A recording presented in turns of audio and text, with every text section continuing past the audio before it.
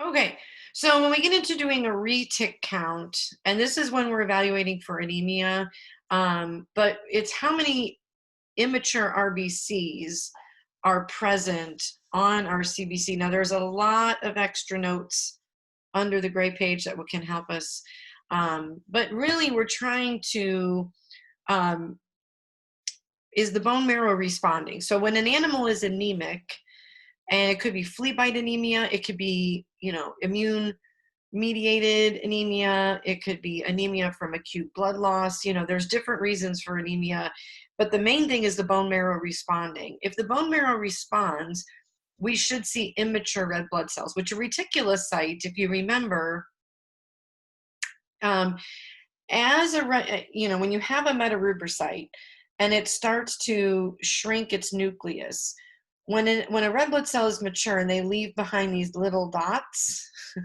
and that is leftover genetic material from the nucleus. In a mature red blood cell, that's going to continue to shrink and go away. When you have a retic, then it still has a little bit of the genetic material left behind, so it's still considered an immature red blood cell. And another characteristic is it's bigger than a normal red blood cell. So what we're looking at is you're looking at leftover ribosomes, which is the genetic material. So the stain that you want to use, and this is a big thing on board exams, is the NMB, which is new methylene blue. So when you guys do a normal diff quick, when you do the 3 stains, and that's how you do a blood film, if you suspected anemia, you may have to use that blood. I never throw away blood samples, so never make a smear and then throw your blood away. You can always save it and throw it away later, because you may have to go get that sample and then prep for a retic count. Cats have 2 forms of retics, what are called under here, that are aggregate and punctate. Aggregates are the ones you count, not typically the punctate. And then what you're going to do is what percent per 1,000 red blood cells is what we're going to do. So we typically are going to count, we're going to count in fields, and how many, amongst the red blood cells you see, you're going to have to do your absolute count, which is your percent of your retics times your total red cell count. Now, your red cell count, you get that from your CBC.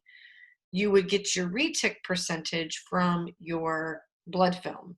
So if you have to do this, what you're going to do is you're going to take in, say, a clear tube. Now you have your EDTA tube that had your CBC. You would take a drop of blood from that tube into like a clear tube, and you would put a drop of the new methylene blue. You mix, and then you would take a drop of that mix and make a smear like you would a normal blood film. And you have to let that sit for 10 to 15 minutes. So it's not like drop, make a film, drop, let it mix, let it stain inside the tube, then take your drop and make your smear. Now, when you look at a film, so again, it's going to have a different color because it's got more of a bluish tint. The new methylene blue is picked up with the chromatin, and the chromatin is the leftover genetic material. Now, as a red blood cell matures, that chromatin is going to go away.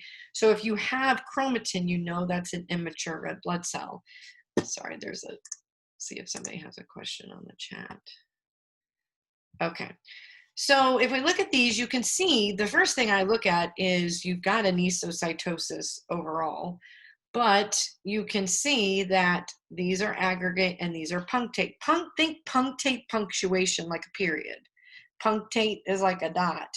Aggregate aggregates or clumps together. So this is what we would count, not necessarily, if this was a cat. So you've got some right here. Now, when we look at basically anytime you have inclusions and you're looking at a smear, this is what we are looking for on a film. So you can have, we're looking at what are the size of the shells and are they of normal shape? Do they have the normal color that they should have? Are they arranged? Are they clumped together? Are they spread apart?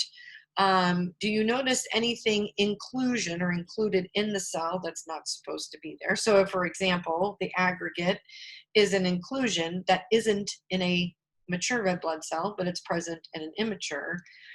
And then, we're going to also, is there any sign of infectious agents? Is there anything in there that we don't expect to see? I mean, sometimes you'll see a heartworm on a film. I mean, that would kind of be rare, but these are things that we look for. So some things to review your terms for hematology. If we're talking about size, anisocytosis just means different sizes. So normally they should be uniform. Your red blood cells should be, what we would call, a normocyte is a normal size cell, and a macro is big and a micro is small. So what I'm looking for the most is usually for macrocytes, and are they normal size? And again, a macrocyte is always larger, and that's an indicator of immaturity. That's usually where your macrocytes come from. And then if you have a microcyte, usually you can go back to your CBC and you might see that your MCV, your mean corpuscular volume, is lower because you have smaller red blood cells. Remember, the more macrocytes you have, the higher your MCV. The more microcytes you have, the lower your MCV. And then if you have a normal MCV, you would expect you have normocytes or normal size cells. And then one term to add on here, not really pertaining to size, but is poikilocytosis. And that means they're all different shapes. Now remember, they should be round. Are they compressed? Do they have like a tail on the end? Are they the normal shape? But if you have poikilocytosis, then it means we have cells on there. And these are all things that you would write on the CBC to describe things in blood work.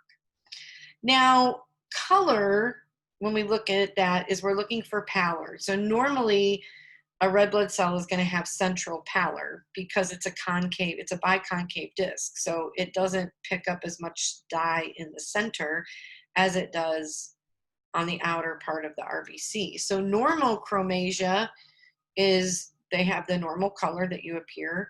Hypo may mean like pale cells. Now that could be a staining defect. Sometimes hypochromasia, a lot of times is your insufficient hemoglobin, maybe iron deficiency. Not that we do a lot of iron testing, but if you have a lack of hemoglobin. So there's some reasons here for these descriptions underneath.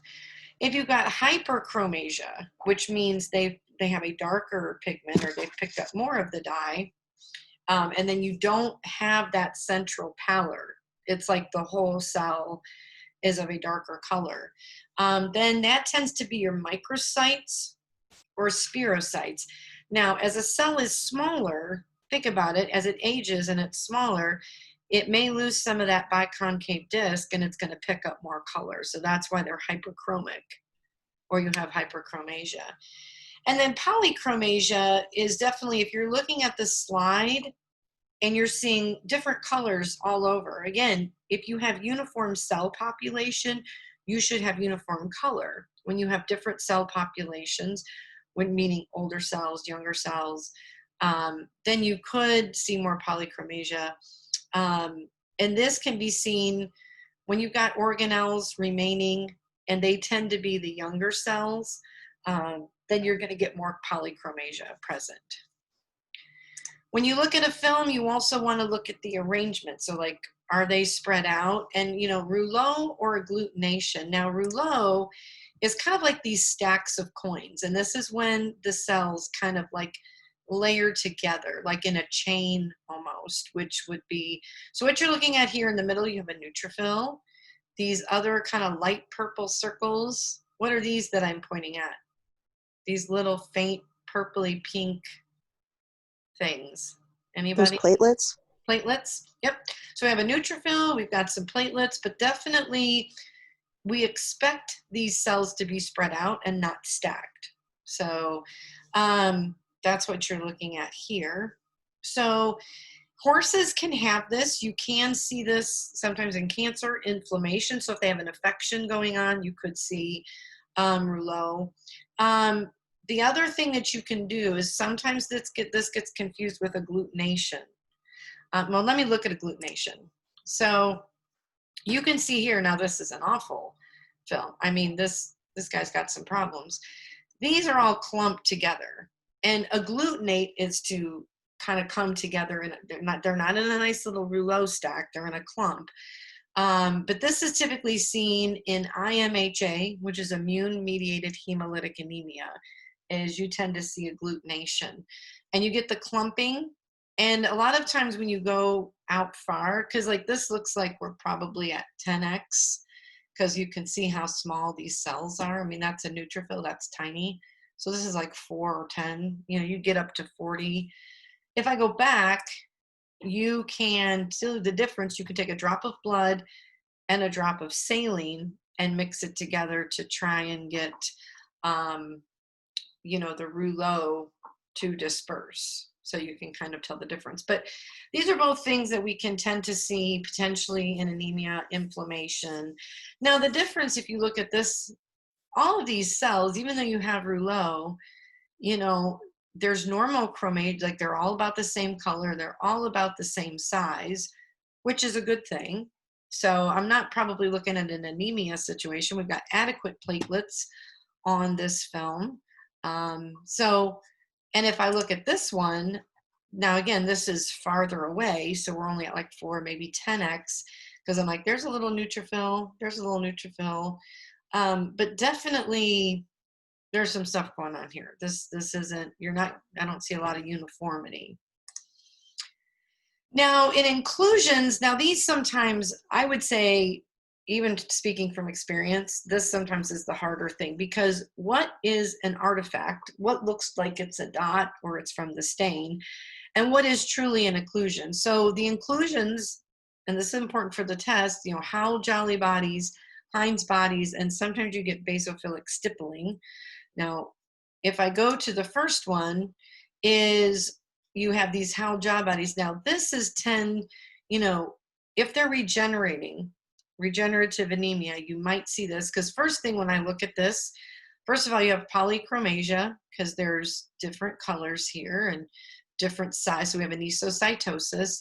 But then that's, you know, if I just see one of these, I might be like, you know, I might call the doctor over, say, can you, you know, look at this? I might get out my book.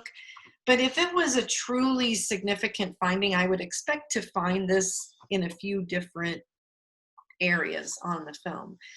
But it's a nuclear remnant.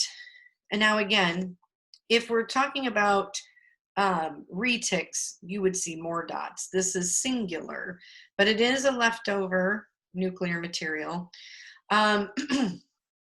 And if your spleen is removed, so if you had a splenectomized patient, if you know you have a patient and they had a splenectomy at some point in their life, you know, normally this would be removed by the spleen. So if you see them, it's telling you maybe they've had a splenectomy.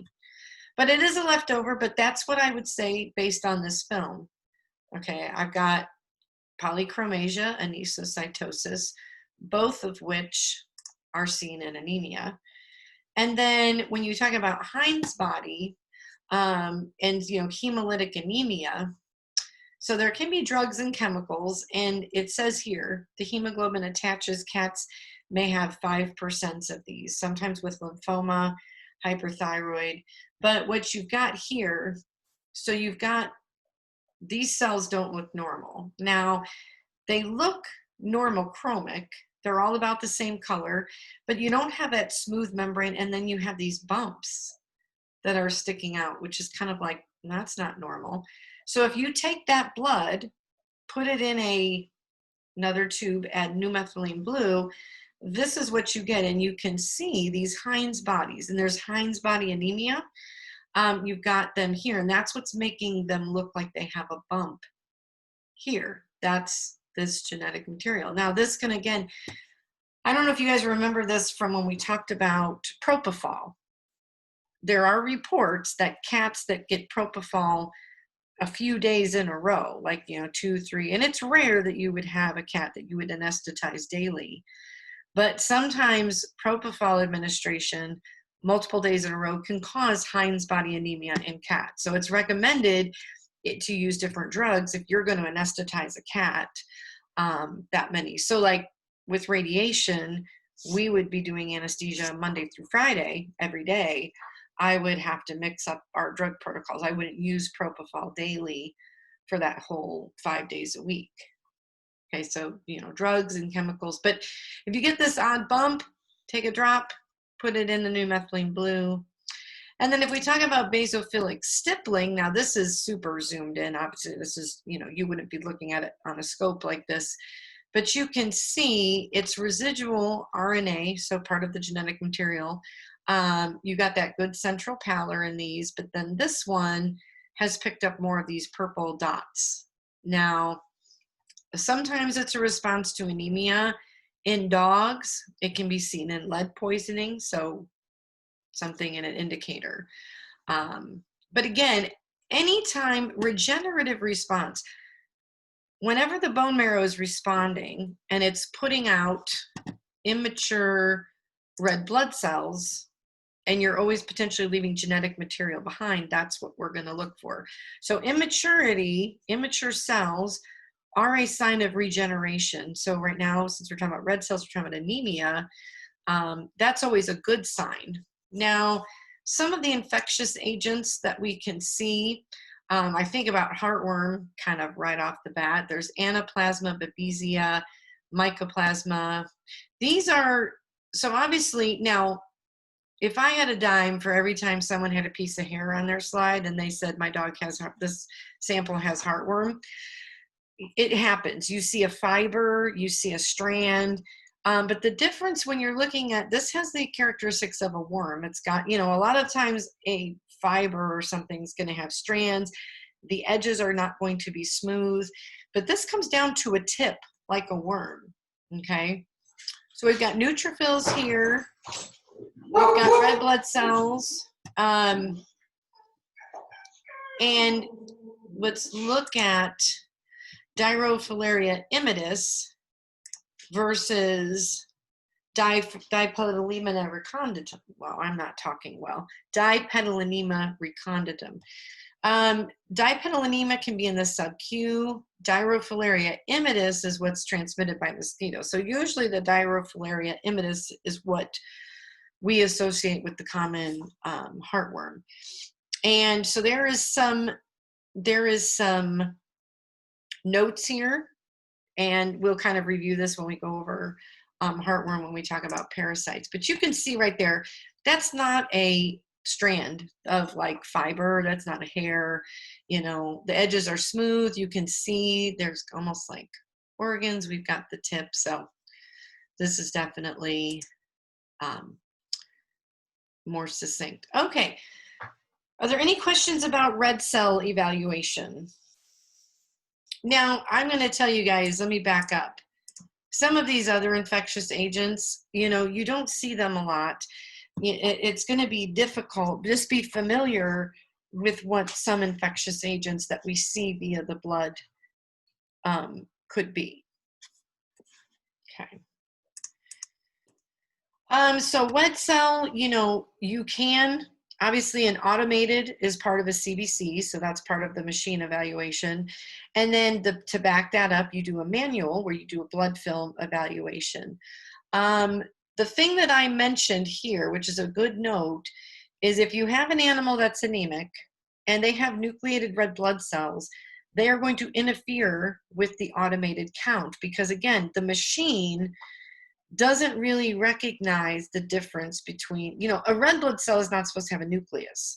So if you have nucleated red blood cells, they are close in size and appearance to a lymphocyte. So a lot of times, I gave you that example in class the other day where I did have a cat that was super anemic, and it said it had a lymphocytosis. But when we looked at the smear, we were like, those are nucleated red blood cells. Because an animal that has lymphocytosis, we're going to be thinking one set of diseases.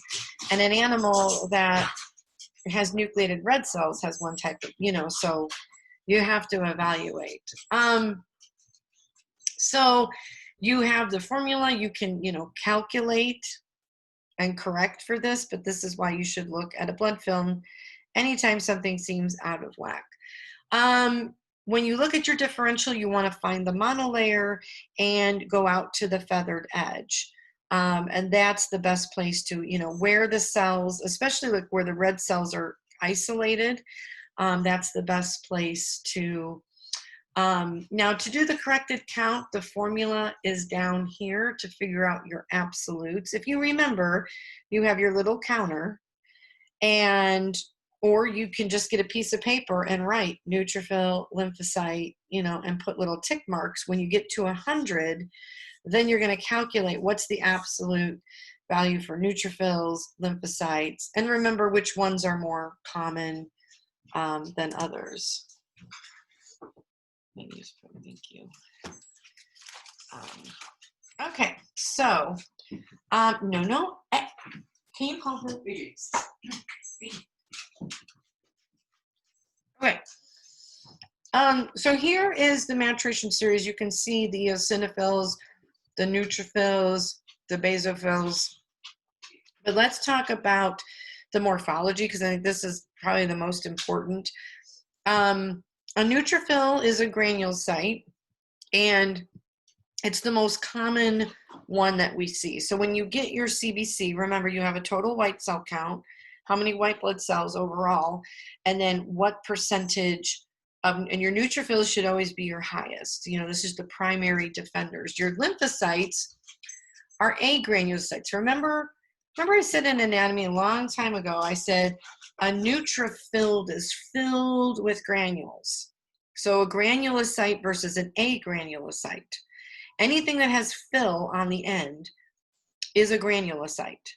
And anything that does not, the sites are agranulocytes or without granules.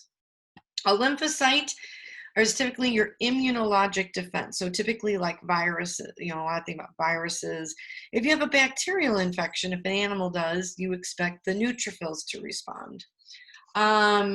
So now a monocyte, again, agranulocyte, they typically are there kind of like a precursor when we're talking about inflammation. Whenever, these are our macrophages, they kind of come up and clean up debris. Your neutrophils are always your primary defender. And then we talk about our monocytes coming in and having a role in fighting that as well.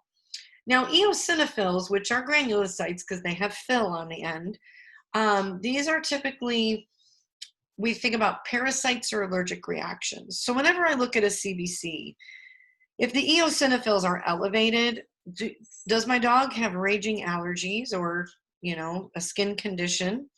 Or do I suspect a parasitic infection? So a brief little addendum to this, when my first dog, not Bo, but my other dog had meningitis, the primary population of white blood cells in the spinal fluid was eosinophils. It was like 55% eosinophils.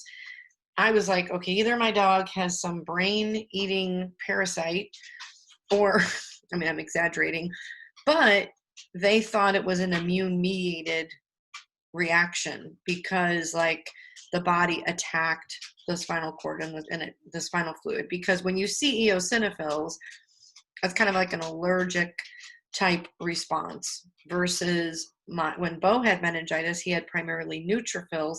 It was an inflammatory response. It wasn't bacterial, but it was like an overall general inflammation. So when you think about the white cell that is affecting the numbers, affecting the area, think about the job, and that kind of leads you to the problem. So again, when you see lymphocytes, we're thinking potentially, it's something like a viral type infection. And then basophils, which we don't tend to see a lot of, this is usually your lowest number, can be like hypersensitivity type, like a vaccine reaction or something like that, but it is rare. So let's go over the common ones here. We've got neutrophils. Look at these filled with granules. You have the thing to remember about neutrophils. The other thing that's interesting is we've got a nucleus here, but the nucleus is not round. Now, this one to the right is called a band neutrophil because this is just one segment, but it's kind of in a U shape. Now, what happens, the more you see of this U-shaped, the more they tend to be immature, because as a neutrophil matures, this is going to start to condense and like get fragmented. So here we go. Here we've got two. So they are phagocytic, antibacterial, so they fight bacterial infections, and general, they kind of respond in general to invaders. So let's look at this picture. So you can see the difference between, you know, the cow, the cat, a dog, and a horse. But the thing that is interesting is the segments, how many segments you see as diagnostic. So typically, as they are older, they start to get more segments. Usually we don't see more than 5 segments. So we've got 1, 2, 3, 4, 5. This bovine has 5. The cat does not have a segment. It's probably just been a band. It's getting ready to segment. This canine one, that's kind of 1, 2, 3. So you see what I mean? And when it's hyper segmented, meaning having 4 to 5 segments, that's an older neutrophil. When you have like 1 segment to 2 segments, that's a younger, kind of a newer. Now again, if an animal has an active infection, they tend to have more immature cells. So let's look at bands. So typically we have something called a left shift. That means when an animal has a left shift, they have a high population of immature neutrophils. And the thing that I said is, when does the body pump out immature cells? In times of great need. If you have an animal that has a raging like urinary tract infection, or they have like a wound that's really infected, or they have a pyometra. A dog with a pyometra, a lot of times they'll have super high neutrophils on their CBC, and when you do a smear, it's a lot of bands because the body is pumping them out because it's trying to fight this massive infection. So when I see bands, I think infection, we got to get it under control. Now, when you tend to have a right shift, then you tend to have a bunch of older neutrophils. They're more hypersegmented. And that tends to be like maybe the infection is older, maybe the infection is kind of cleaning up or going away. Like, so you see left shift is very active, immature, hyper responsive, and a right shift is the opposite. Now, let's look at the lymphocytes, which if you look, they are smaller. So it kind of goes red blood cell, lymphocyte, neutrophil, if I'm talking about size. What's distinct about a neutrophil, it has a very large nucleus to cytoplasmic ratio. It's a lot of nucleus and a little bit, like, look at this canine one. That dark purple is all nucleus, little bit of cytoplasm. Same thing with the cat. The bovine has a little more cytoplasm around it, but it's a lot of nucleus. So it can be a little indented. It's not like it's perfectly round, but they're fairly round. That's why this looks a lot like a nucleated red blood cell.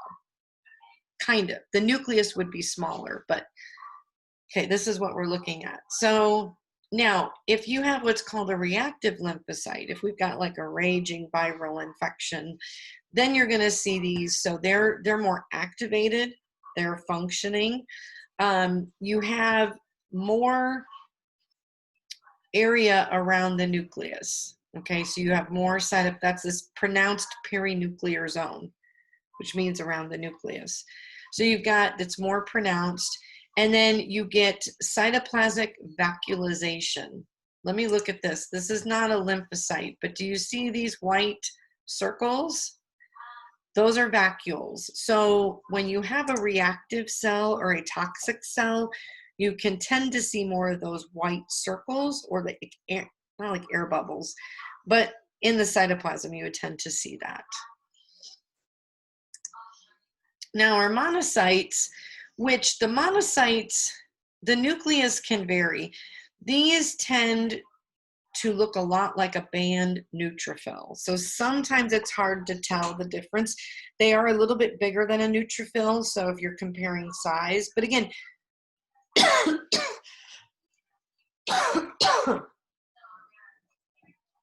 you're not going to see as many you're not going to see as many of these monocytes as you're going to see neutrophils. So there is a difference there. But you've got vacuoles. The cytoplasm is kind of like a bluish gray. And they're the largest white blood cell. So again, if you're comparing size, they're going to be bigger than a neutrophil. And because see, this looks a lot like a band, except for the fact, if I go back to the neutrophil, there's a little bit of a difference in the cytoplasm.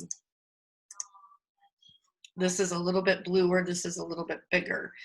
But it'll circulate in the blood very briefly, but it tends to move into the tissues to fight inflammation. Now, when neutrophils fight inflammation, you tend to see a higher population in the blood. These will go in the blood just to kind of get to where they're going and then go into the tissues. That's why you don't see as many, and there's not as many in the blood. Probably one of the prettiest is the eosinophils, which the nucleus, it looks a lot like a neutrophil as far as the nucleus, but the cytoplasm has these distinct, like pink, almost looks like pink beads. Think of it this way. If we tend to see an increase, you might also find an increase in basophils and mast cells. Now, mast cells are cells that respond to inflammation in the body, like in allergies or mast cell tumors. But if you see a lot of mast cells get released in allergies because remember, a mast cell releases histamine. And I said you see eosinophils with allergies. So sometimes those cells go together. But these are distinct. Allergies and parasites is when we tend to see these elevated. And then, so you could potentially have a dog with positive heartworm, and then all of a sudden you have a high, eosinophil count. Here's our basophils, which are rare to find. They kind of look funky, like, okay, so that's a segmented nucleus. You have this bluish, kind of like purpley cytoplasm, but it's a little spread out and stretched out. So, you can see these granules are a more purple blue color. But they are the rarest to find. So a hypersegmented neutrophil has greater than 5 lobes. Now, I said it's rare to find 6 or 7 segments to a nucleus. So I tend to call, if it's got 5, it's hypersegmented. But it's an older neutrophil, and that is going to indicate a right shift. So again, it's a right shift. Left shift, immature, bands. Okay, so if we're looking at white blood cell inclusions, and this is not as common as red blood cell inclusions. So typically when we think inclusion, I think red blood cell. But we've got some Ehrlichia, Neorickettsia, Anaplasma, Histoplasma, and sometimes canine distemper. But again, I think in my head of inclusions, there's some notes down here, but I want to move on to the thrombocytes, which come from a megakaryocyte. So a thrombocyte is a platelet. And a megakaryocyte, which stays in the bone marrow. Remember, you do not find a megakaryocyte on a blood film. This typically remains in the bone marrow. But a megakaryocyte, they're going to create these anuclear cytoplasmic fragments. So what I said, if you remember, is think about this megakaryocyte and just pieces of its cytoplasm break off. That is what's going to be released. So they should not have a nucleus when you look at a film. You're looking at just these little cellular fragments, so to speak. Now they vary in shape and they can vary in color. They're not uniform. They look very different. And the big thing here, and this is a clinical tip. Cat platelets like to clump. So if you look at a cat blood smear, there's a lot of times someone will say, my cat has no platelets. Well, if your cat's not bleeding out or has crazy petechia, I would guess that they are just in a clump, in a clot in your CBC tube. Or when you make your smear, clumps like to go to the feathered edge. Okay, normally you want to go get to your monofilm where your cells are spread out, but go all the way to the edge, because we had a CBC come back on one of our chemo cats once, and I like to look at blood films. So they're like, hey, Christine, this CBC is weird, do a blood film. I'm first looking and I'm like, this cat has no platelets. And sometimes with chemo and diseases, we had to make sure. But as soon as I get to the feathered edge, so on the CBC, it showed like no platelets. As soon as I got to the blood film, you just see giant clumps. So I know the cat is making platelets. They are just stuck in a big clump. It's not that the cat does not have any platelets. So that's very important, because you will see cats sometimes, they like to clump. And even if you get a good sample, and I know you guys sometimes will look at your EDTA tube and rock it, and you don't see clots, there can be microclots that aren't visible. And when you make a smear, always check your feathered edge, especially if your automated CBC says no platelets, or if it says like really low platelets. That's going to be the best way to verify is to do a film. So definitely need them for hemostasis. A lot of times during a differential, when you look at a blood film, you're going to do what's called a platelet estimate. Now, normally what we do very informally is you're going to look at 10 fields. So 10 fields. How many do you see in that field? I'm going to give you an example. Okay. If this is one, see on the left, if I look at this picture, if this is one field, I zoom in my scope, I'm going to count 1, 2, 3, 4, 5, 6, 7, 8, 9, 10. So in this slide, I have 10. 6 to 10, well, we used to say 8 to 10 is normal. So if I can go and then I move my microscope to another spot, and if I count like 8, and then I go to the next spot and I have 9, and I go to the next one and it has 7. Do you see every spot I went to, I have somewhere between 6 and 10 platelets. Off the top of my head, I'm like, this is going to be adequate. But you would count how many per those 10 fields, and then what you're going to do is average it out and multiply it to get your platelet estimate. But sometimes I'll just tell the doctor, I'm like, we've got 8 to 10 platelets per field, and they're like, okay, we're probably fine. So sometimes you're just going to do an informal, like, there's enough per, slide I'm going to go to. Now your MPV, which is an average of the size of your platelets. Now, platelets will also sometimes look different, but you can look and see, are they of normal size? A lot of times when you have large platelets, or they seem excessively large, they're going through a regenerative process. The same thing I've been preaching. Anytime something's bigger, it hasn't had a chance to mature. So do we have a regenerative anemia? Did we have thrombocytopenia and the patient's recovering and you're seeing them spin? There's reasons that they're immature, and it's usually regeneration. And sometimes if they're very small, it tends to be, that they've aged, they're being destructed, and they're not being replaced. So definitely you have to have them. You can see sometimes they have this varied, like they look purple and blue, but these are not cells. This is a remnant of some of the cytoplasm that you're seeing. So you can see sometimes they will look like a circle. But those are all platelets, the kind of faint purpley blue. Now, this is an interesting one.